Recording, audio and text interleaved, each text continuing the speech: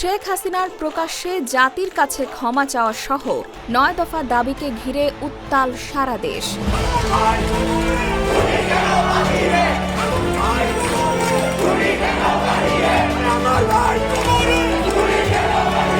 তবে তা নিয়ে কোনো ভ্রুক্ষেপ নেই ফ্যাসিবাদী সরকারের। গুম, খুন, গ্রেফতার, গুলি চলছেই, সেই সাথে পাল্লা দিয়ে বাড়ছে আন্দোলনকারীদের লাশের মিছিল।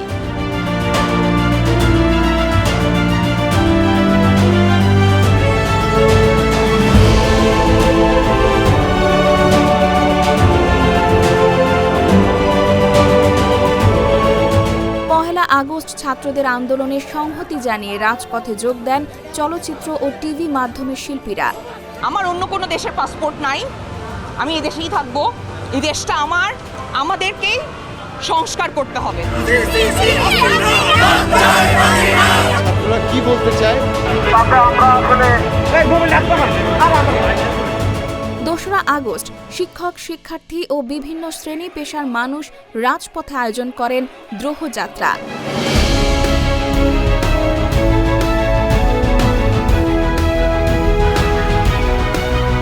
সেদিন সারা দেশে, বিশেষ করে খুলনায় পুলিশের সাথে আন্দোলনকারীদের ব্যাপক সংঘর্ষ হয়।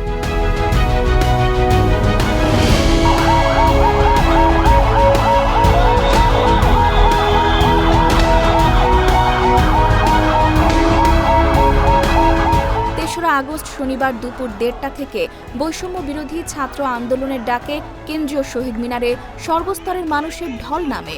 পুরো প্রাঙ্গণ মুখরিত হয়ে ওঠে ফ্যাসিবাদ বিরোধী গর্জনে।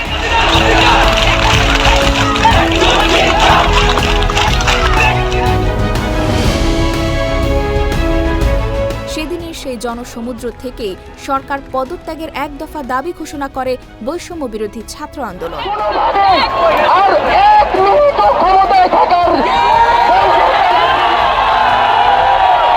পরদিন ৪ তারিখ ১ দফা দাবিকে সামনে রেখে দুদিনের কর্মসূচি দেন সমন্বয়কেরা।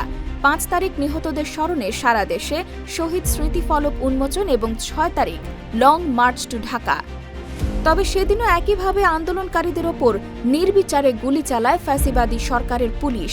তখন তৎক্ষণাৎ ৬ তারিখের লং মার্চ টু ঢাকা কর্মসূচি একদিন এগিয়ে ৫ তারিখে নিয়ে আসেন আন্দোলনকারীরা।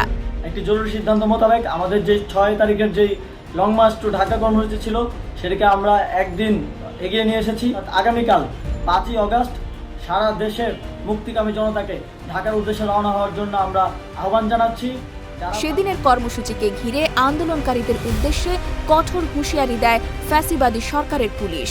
যে কোনো অবস্থায় ঘরের বাইরে হলে তার বিরুদ্ধে আইনগত ব্যবস্থা গ্রহণ করা হবে। 100% জিরো টলারেন্স এবং 100% আইন অনুযায়ী পরিচালিত। এরপর ৫ আগস্ট আসে সেই ঐতিহাসিক ৩৬ জুলাই।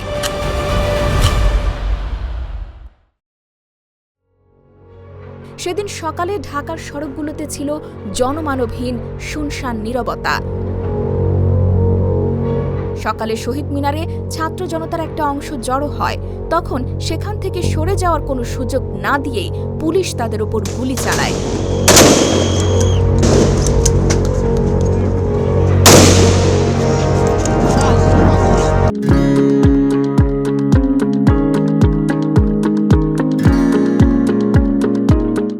এর পরপরই সারা দেশে ইন্টারনেট সংযোগ বন্ধ করে দেওয়া হয়। ইন্টারনেট যখন সচল হয় তখন সংবাদ মাধ্যমগুলোর হেডলাইনে খবর আসে জাতির উদ্দেশ্যে ভাষণ দেবেন সেনাপ্রধান। ততক্ষণে ঢাকার প্রবেশ মুখগুলোতে অবস্থান নিয়েছেন লাখ লাখ ছাত্র জনতা।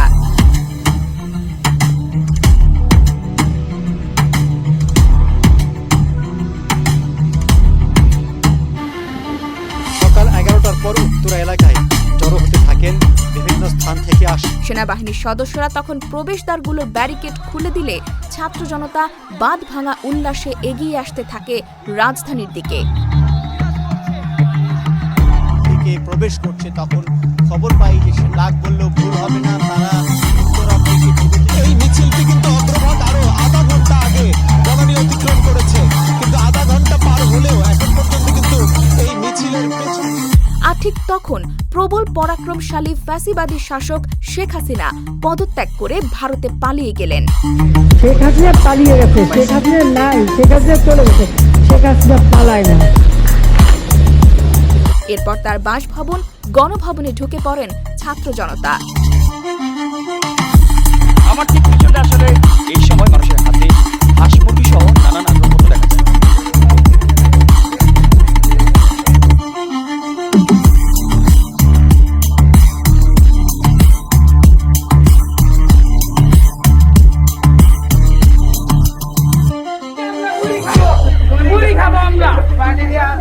আনন্দে উচ্ছ্বসিত জনতার কাতার সেদিন এতই দীর্ঘ হয়েছিল যে ঢাকার রাস্তায় পা ফেলবার জায়গা ছিল না।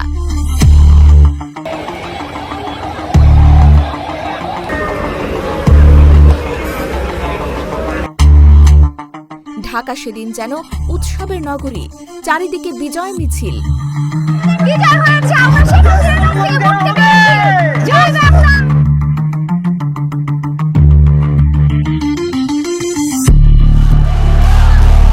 জুলাই বিপ্লবের শত শত প্রাণের বিনিময়ে অর্জিত হল এ বিজয়।